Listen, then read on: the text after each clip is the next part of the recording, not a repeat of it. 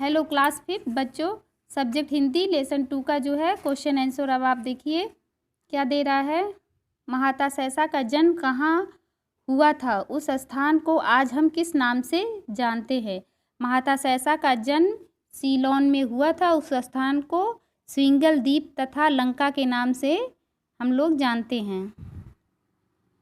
दूसरा है महाता सहसा के पिता का क्या नाम था, वे क्या काम करते थे।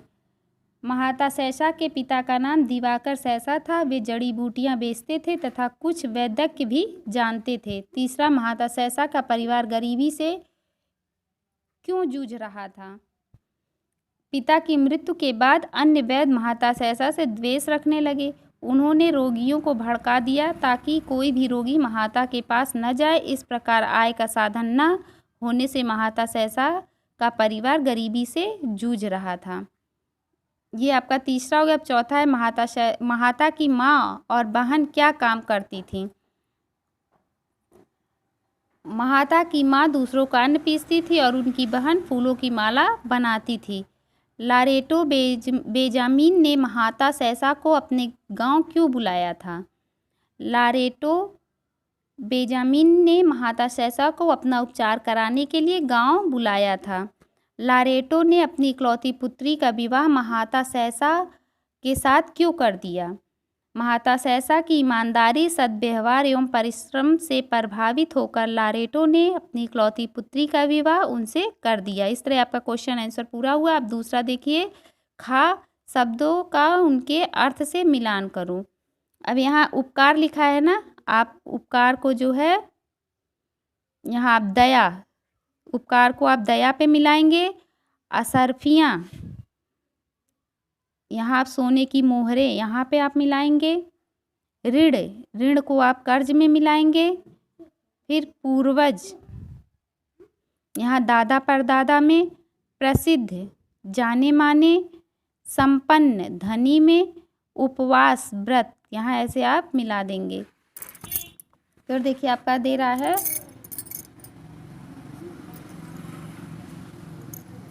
सही वाक्य पर सही का निशान व गलत वाक्य पर गलत का निशान लगाइए। यहाँ देखिए दिया, दिवाकर सहसा एक वैज्ञानिक थे, ये आपका जो है गलत है। फिर दूसरा है महाता सहसा का बचपन बड़े कष्टों में बीता, ये आपका सही है। लारेटो एक बड़े से महल में रहता था, ये भी आपका जो है सही है। तीसरा आपका सही है। फिर चौथा देखिए आप, महाता को बाग में घूमना अच्छा लगता था। महाता को बाग में घूमना अच्छा लगता था, ये भी आपका सही है। पांचवा आपका है, एक तांबे का हांडा जमीन में गड़ा था, ये भी आपका सही है। असरफियों को देखकर महाता के मन में लालच आ गया, ये आपका गलत है। लारेटो ने अपनी इकलौती पुत्री का विवाह महाता के साथ कर दिया, ये आपका जो है सही है।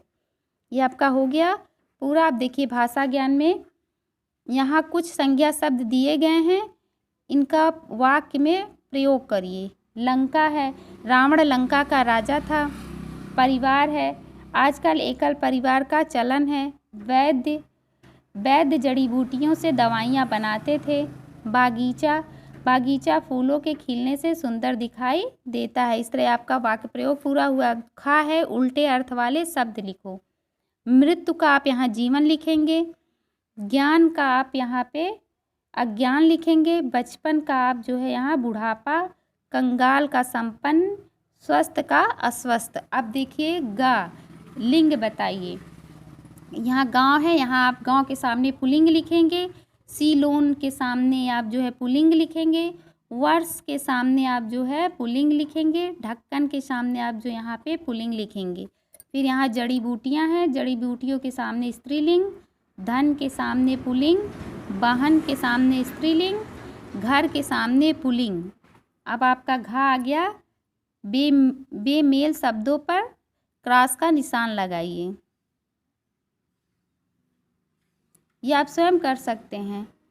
वैद्य हाकिम, ये तो आपका सही है। सीलोन सिंघल द्वीप, ये भी सही है। डॉक्टर चिकित्सक भी सही है। शहर लंका, ये आपका गलत है। ये आप स्वयं जो है करिए।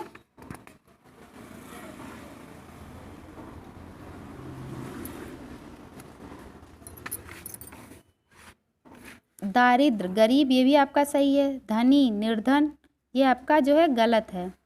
चिकित्सक चिकित्सक, ये जड़ी बूटियाँ, ये गलत है। दवाइयाँ औषधियाँ, ये सही है आपका। फिर अंगा देखिए है, उचित स्थान पर विराम चिन्ह लगाओ, ये भी आप जो है स्वयं करेंगे। कैसे? लारेटो का एक बड़ा बागीचा था जहाँ है, यहाँ पे आप पूर्ण विराम लगाएंगे। किसी समय वह बागीचा बहुत सुंदर रहा होगा, यहाँ भी आपको पूर्ण विराम लगाना है। किंतु इन दिनों तो उसके बागीचे के मकान खंडहर हो गए थे, यहाँ थे जहाँ है, यहाँ भी आपको पूर्ण विराम लगाना है। बागीचे में घास और जंगली झाड़ियाँ उग गई थीं, देखिए यहाँ लगा है। उसमें कोई आता जाता नहीं था, यहाँ भी लगाना है। महाता जड़ी बूटियाँ ढूंढने उस बागीचे में प्यार जाने लगे, हो गया आपका। अब देखिए इसमें दिया चित्र में एक पेड़ और एक पौधा दिखाया गया है, इनके नाम बताइए और हमारे लिए कैसे लाभकारी हैं, एक अनुच्छेद लिखिए। यहाँ पहला आपका है नीम का पेड़, ये नीम का पेड़ है, ये तुलसी का पेड़ है। अब देखिए यहाँ लिखिए आप, पहला चित्र नीम का पेड़। नीम कड़वा होता है, शुगर तथा त्वचा के रोगियों के लिए लाभकारी है। प्रतिदिन नीम के पानी से स्नान करने से त्वचा निरोगी रहती है और गर्मी के मौसम में फोड़े फुंसियों से बचाए रखती है। दूसरा चित्र आपका तुलसी है, उसके बारे में आप लिखेंगे। तुलसी एक पूज्य पौधा है, सर्दी के मौसम में इसका अधिक से अधिक प्रयोग करना चाहिए, यह हमें सर्दी जुकाम से बचाता है। अब आपका इस तरह लेसन 2 समाप्त हुआ, इसे आप लिखेंगे, याद करेंगे। धन्यवाद।